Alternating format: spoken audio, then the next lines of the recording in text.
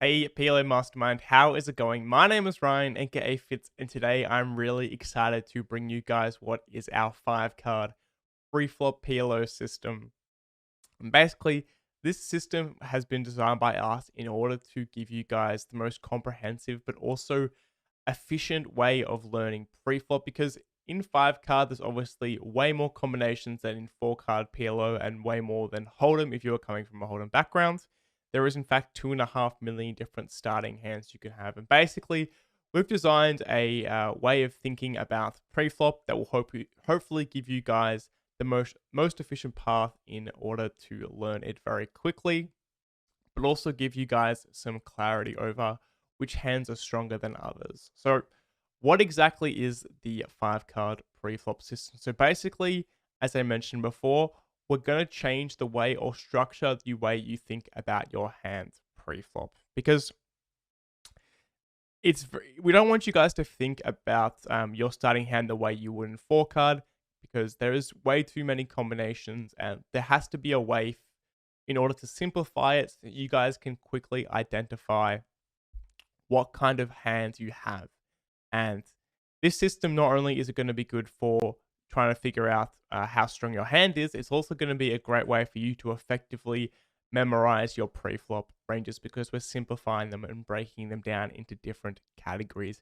It's also going to be a great way for you to identify consistent patterns, and that way you can see quite easily and quickly over your learning process when you're learning pre-flop as to which kind of hands or which components make a hand particularly strong pre-flop. So, how exactly does the system work? Well, basically, we designed the system so it's broken down into categories that will cover under 3 different levels. The first level is going to be the 6 basic categories, which you might know from our 4 card PLO trainer or our PLO web app. They're going to be categories such as unpaired double suited, stuff like one pair double suited and or double paired double suited or single suited or that kind of thing.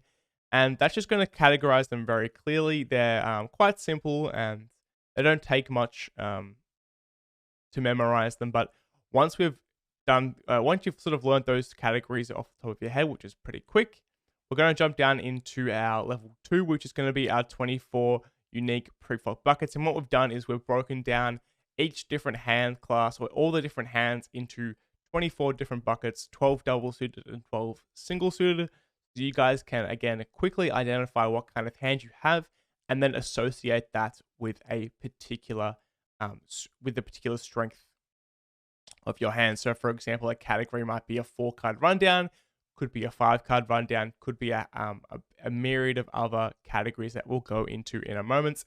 And then below that, level 3 is just going to be our suited variables. So obviously in 5 card, there's lots of different kinds of suits you can have. You can have, for example, double suited pure, which is just going to be a double suited hand with only 2 each of the flush draws. So not having a 3. For example, if you had 2 spades and 2 clubs, that would be double suited pure. But a hand like 2 spades and 3 clubs would be double triple suited, for example. So we'll go a bit more in depth about how or exactly the strength buckets in a moment, but that's pretty much the gist of the system. And basically, again, we want to use this to shape the way we think about our hands. We always want to think in terms of our buckets rather than observing a hand just for, I guess, the cards it has. So, for example, here, if we use this example of Jack 10, 9, 8, 3 in 4 card Omaha, if we took out a 3, it would be very easy to sort of identify a hand by saying, okay, we have Jack 10, 9, 8, 3. But in 5 card, it becomes a bit more complex, and we need a way of, I guess, categorizing hands. So what we would do is we'd take this hand, and we can obviously see straight away that it has no pairs in it, and it is double suited, so it'll be in the unpaired double suited category. Pretty simple to start with.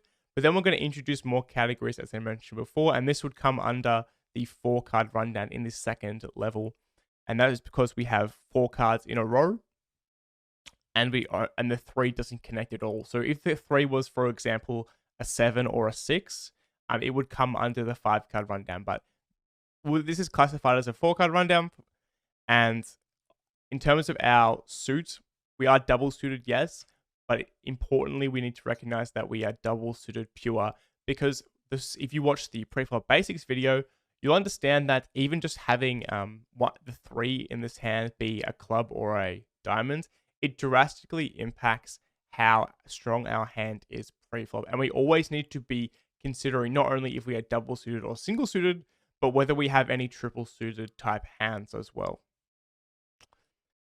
And basically, this is going to help us. The system is designed basically to help us understand the strength of our hand quite quickly. When we start to use the buckets more and more, we become very efficient with them, and we can quickly, when we have only a few seconds to make a pre-flop decision in game, we can assess the strength of our hand rather than having to think about how all the individual cards work together. And you'll get better and better over time, and eventually it will become very intuitive as to what kind of hand and what components make that particular hand class stronger. It's also going to give us a really effective knowledge of how 5-card works as a whole, because as we start to notice certain concepts within pre-flop with the strength buckets, we can sort of apply them to post-flop concepts as well. So let's just break down what the categories and the buckets are first. So the first 2 categories we have are going to be the unpaired categories, both double suited and single suited. And underneath the double suited and single suited categories, we have all the buckets. And I'll just go through them quickly. So we have its top 5-card rundowns, which is 0, 1, or 2 gaps. So you can see on the right-hand side, there is the range. And this is just going to give you guys basically a bit of a reference point to what kind of hands are in this bucket. So a hand like Ace, King, Queen, Jack 10 is within this bucket, but also a hand as low as 8, 5, 4, 3 deuce, because we do have a 5-card rundown that has 2 gaps, which is going to be included in this particular category. 4-card is relatively similar, except now we obviously only have 4 cards in a row, and a hand like Ace, King, Queen, Jack 7 has the 3 gaps at the bottom, which makes it a 4-card rundown and not a 5-card rundown. The category underneath that is the 3-card Broadway, and this is basically any hand that isn't a 5-card rundown or a 4-card rundown that includes 3 Broadway cards. And one thing to mention about these categories as well is that they're mutually exclusive. So if one hand belongs in one category, it can't belong in another. Below that, we have the 2 Broadway cards, which again is pretty self-explanatory. And then ragged is just going to be any unpaired hand that doesn't fall in the above categories. And these kind of hands we've all grouped into the one bucket, just because they very often are not played. And moving on, we'll go to our 1-pair categories, which is category 3 and 4, which is double and single suited. And then underneath our buckets are going to be aces, which is just going to be any hand with aces. Also note that we do have, which I'll tell you about in a second, a 2-pair category or double pair category. So aces that are double paired do not belong in this category at the moment. We'll then have Broadway pairs, which is any kings, queens, jacks, and 10s. It doesn't include aces and doesn't include a double paired hand. Mid pairs is pairs from 9s to 6s, and then low pairs is from 5 to deuces. And you can see on the right hand side again the range of hands, giving you guys a guide as to where a particular hand might fall in a particular bucket. Then lastly, again, as I mentioned before, we have our 2-pair categories, single and double suited. And then below, it is very similar to our 1-pair categories. We have aces, which are double paired. We have Broadway pairs that are double paired. And then we've grouped mid and low, so 9s to deuces, double paired, all in the one bucket. From here, underneath the buckets and the categories, we're going to have our suited variants, and we'll just quickly go through them now, because suits, if you've watched the Preflop Basic videos, are very, very important, and I think it is certainly worth thinking about what kind of suited variable you have within your particular hand. And as the more you use these categories, like the suited variables, the more you're going to see certain patterns start to emerge as to what kind of suits make your hand stronger or weaker. So at the top, we'll start with single suited. So this is going to be just any single suited hand. It could have 3 of the flush draw, it could have 4 of the flush draw, even 5, but it's just going to cover any single suited hand. Single suited nut suit is just going to refer to any single suited hand that includes the nut suit. And then obviously below that, we have the non-nut suit, which is just going to be the same, except without the nut suit.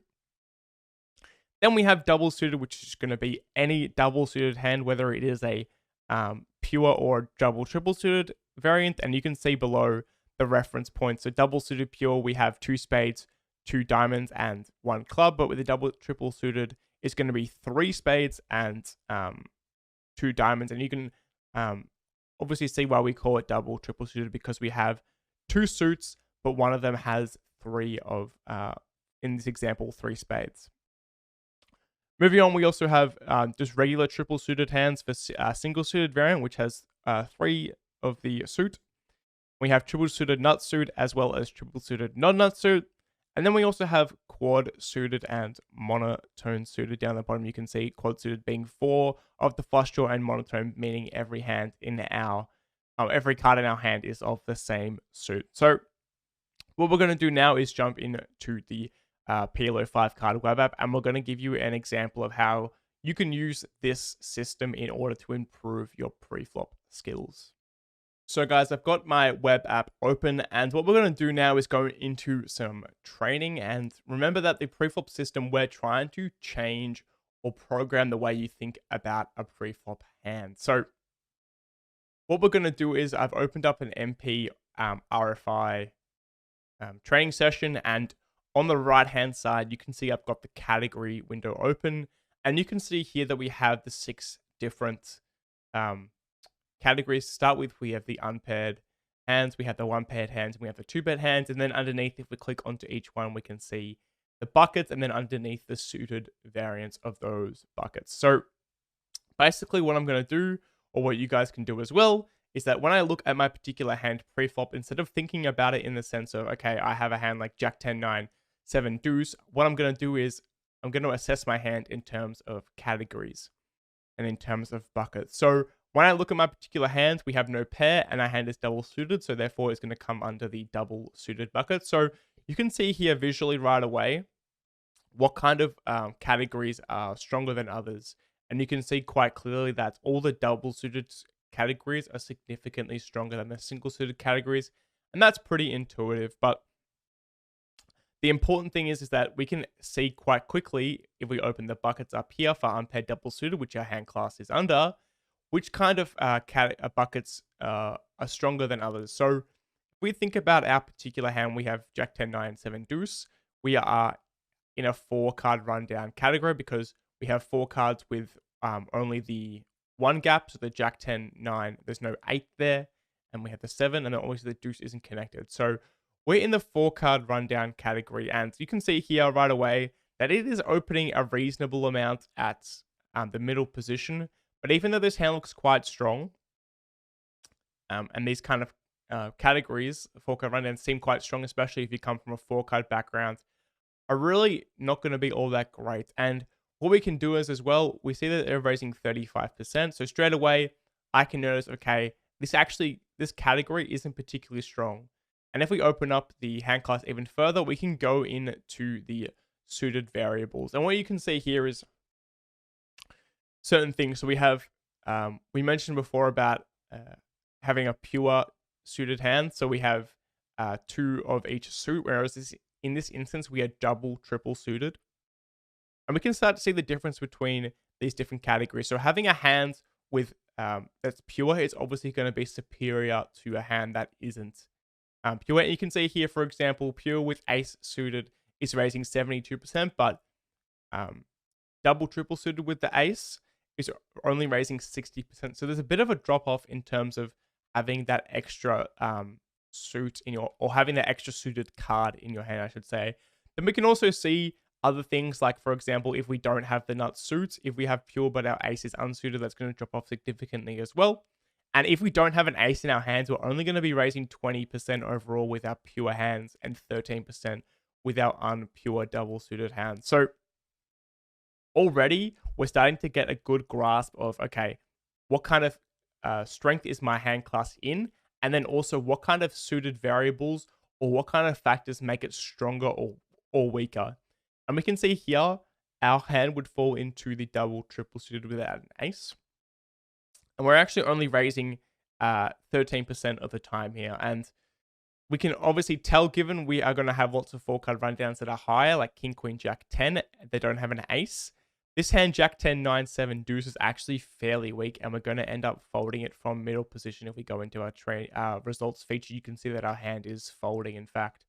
And without having to, I guess, do too much effort, we've already assessed a lot of different things, and we've got our brain, I guess, thinking less about the cards in our hands from an individual perspective, and thinking about our hand as a category or as a bucket, and starting to notice different themes and patterns. And now, if I was to sort of go and see a similar hand, maybe if we had a hand like Jack 10, maybe a hand like, Queen, Jack 10, 9, deuce, for example, we would know that, okay, that hand is pretty borderline, because we know that double, triple suited without the ace with the 4-card rundown is very infrequently raising. So we have to be very careful with that hand class. And instead of thinking about, okay, is my hand strong, is my hand weak, we already know from our research that it is going to be a reasonable hand, but it's not going to be that strong when we don't have a pure suit, or we don't have the ace or the ace high suit. And this is what you guys want to do with all the different hands you train with. We could go into another one, for example, which is, I mean, funnily enough, is going to be a very, very similar hand. We're actually in the 5-card rundowns. And if we go into the 5-card rundowns, it's obviously going to be better than the 4-card rundowns, and we open the bucket up. We can see consistent patterns here. Similar to the 4-card rundowns, is that when we have the ace-high suit that's pure, we're going to be raising the most often. But because our hand is more connected, you can see that the suits don't particularly matter too much. At least as not as much as the 4-card rundowns, which have a big disparity in between the suited variables. So already we can see, okay, the 5-card rundowns, their suits don't matter. So what does that tell us about this particular category? Or what does this tell us about preflop as a whole? Well, when our hand is very, very connected, it is going to be a lot stronger when it has good connectivity, but not the greatest. And we talked before in our preflop basics video about how important connectedness is, because it relates to nettedness. And this is just demonstrating why connectedness is so important, because it even sometimes is not going to play, because the hand is so connected, the suit is not going to play as much of a role as it would be if our hand was disconnected. And we can start building up these associations, and this is going to really propel our preflop learning to be extremely efficient. We're going to have a lot of clarity, and when we're in game, we're going to be able to quickly identify, okay, I have this particular bucket. I know it's very weak, so I don't even have to think about what my hand is. I can just fold it. And that's pretty much it for today, guys. I hope that everything makes sense. I really hope you guys use this in the future, because I think it's a really great tool. I'm going to be making a video about this system a bit more and how we can use it to improve and study. But this will be it for today's video. I really hope, again, that you got a lot out of it. Please, when you're using this, when you're thinking about preflop, please think about it in strength buckets, and hopefully everything goes well for you guys in 5-card PLO. I hope to see you in the next video. Peace.